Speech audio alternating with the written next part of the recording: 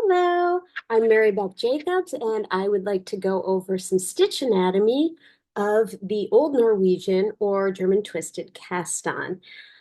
There is a separate video that goes through the mechanics of how to make this, but I wanted to go through the stitch anatomy of what this cast on is doing so that it helps you make this cast on appropriately and to gauge. Excuse me. I'm starting with a worsted weight yarn, but I did spit and splice. You see here, I have my long tail, which is going to be purple, and my working yarn, which is connected to the ball, and that is going to be blue. Okay. And I have chosen a needle that's the appropriate size for this yarn, and I'm going to switch to my camera. Okay. So here I am, and I'm going to begin by making my slip knot. I want to do this one. Okay, and I'm going to enter my slip knot such that my working yarn or the blue yarn is toward the back. There we go. Okay, so I have my working yarn, the blue one, to the back, and my long tail toward the front. And at this point, from this point forward, these two are going to be behaving as if they were two separate yarn sources. So I'm going to set up, and I'm going to make my first stitch. I'm going to go down below both, down through the center, grab my working yarn, and pull through.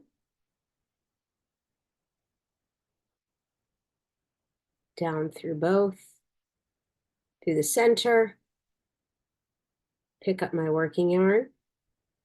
And you notice I use this thumb a lot to trap. Down through the center, I'm trapping with that thumb, picking up my working yarn. And again, if this was a little quick for you, I have the other video that shows how to do this particular cast on. You can see it has a lot of the same mechanics as the long tail. But we have a bit of a more sturdy base. Okay. And again, and you can see here, I'm going to use this finger to hold the stitch in place while I snug up, and I'm using mostly my thumb to pull the long tail. Excuse me. So you can see here, we have our cast on. It has this smooth part here that looks a lot like our long tail cast on. And then it has these little bumps. They look like little pearl bumps. I would draw your attention to the stitches, which are all blue in the working yarn color. And the base here is all purple in the long tail color. And if I flip it around, what you'll notice is that the purple continues to remain below the needle, and the blue, the working yarn, what it's doing here is it's traveling up around, it's getting trapped by the purple, and then it's going under the needle and making another stitch, okay?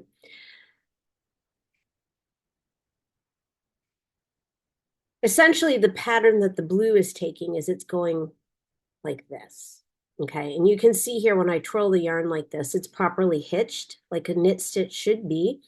The front leg is down and to the right, and it's going over the needle to the left and back, okay? And you can see though, if I were to just knit into these little loops, it would disintegrate. There would be nothing to hold it in place. So what that means then is that our cast on is doing two things. It's obviously making stitches, but then what it's also doing is at this long tail edge, It's simulating the structure that you would have if these were stitches, say, in the center of a field of knitting. And so what that means then is that each of our yarn sources, the working yarn tail and then the long tail, are doing two separate things. One, the working yarn is making the stitches, and our long tail is providing the structure. Okay.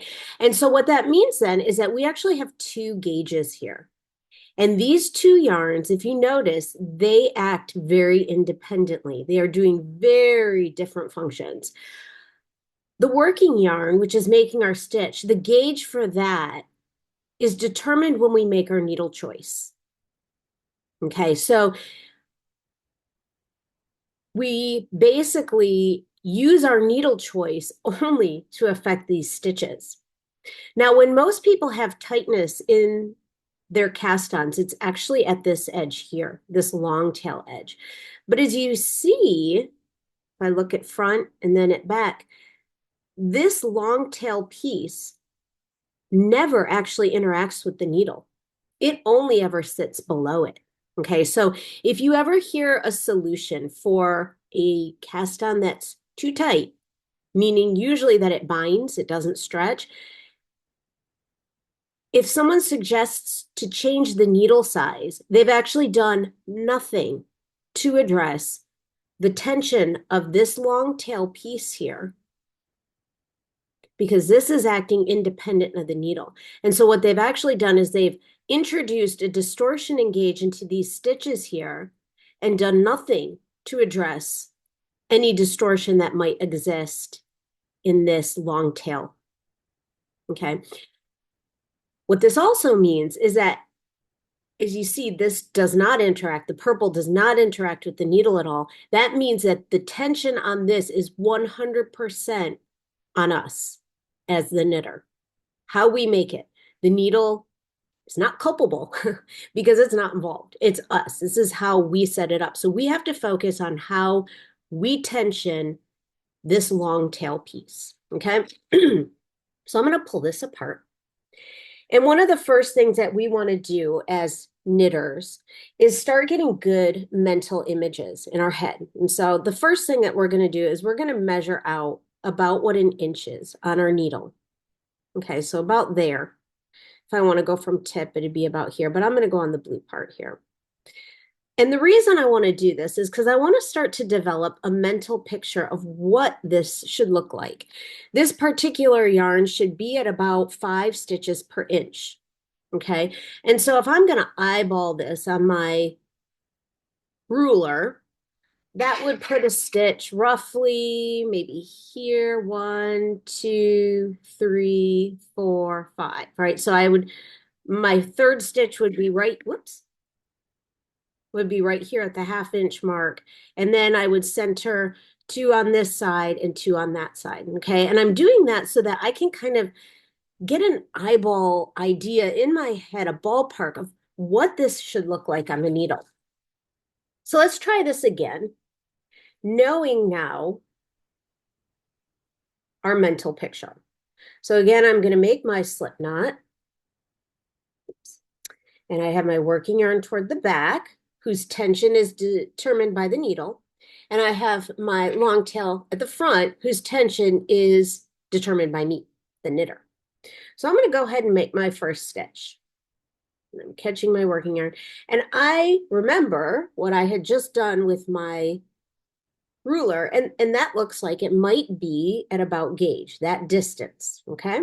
And so then what I'm going to do is I'm going to put my finger here, and I'm going to be very careful and deliberate in how I straighten out this long tail. I don't want to collapse that little pearl bump that is so particular to the Old Norwegian Cast On. But if you see here, I actually tighten this too much. And you can see because those 2 stitches are no longer parallel. On my finger up here, they're at about the gauge, but then you see they draw in at the bottom, which means I pulled this too tight. So I'm going to take that off and I'm going to try again. So here I go. I'm going to make my stitch and I'm going to put it on my needle and I'm going to say, okay, that's about where I want it. And now when I tension, I'm going to try to tension it such that they're parallel. Okay, and that's pretty close. So let's do some more. So here that would be around where I want this. That would put me, and you see I'm starting to pull that through. Let's do another. And I'm going to ever so carefully. And you see when I'm doing this, I'm leaving lots of space there. The same amount as where I want it to sit on my needle.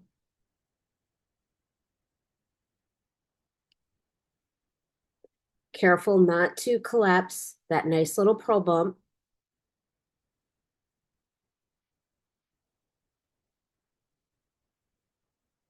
Let's do a few more. And then we'll see how we measure up to an actual ruler. No more. There we go.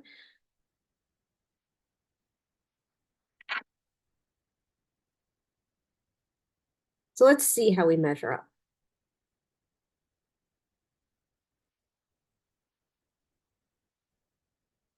I got my ruler. And I would tell you to try to measure toward the bottom because you noticed on the very first example I gave you, when I pulled it, I had actually tightened it here, even though I held it to gauge up on my needle. Okay, so let me put my little ruler here and count out how many stitches I'm getting. So here's my beginning at 2, 4, 5.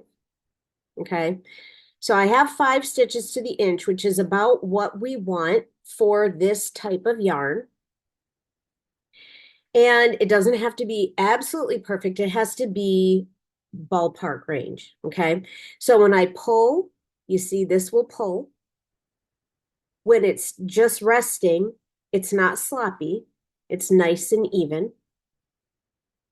And essentially, the more I do this and the more I match my mental picture with actually what's on my needle, I'm going to be able to do this fairly shortly with muscle memory that knows how to cast on according to the gauge that I would like. Okay. So I hope that helps. And again, there is also a video that discusses long tail cast on in this fashion and the stitch anatomy associated with that. So hopefully now everybody has really nice tensioned cast ons. Have a great day.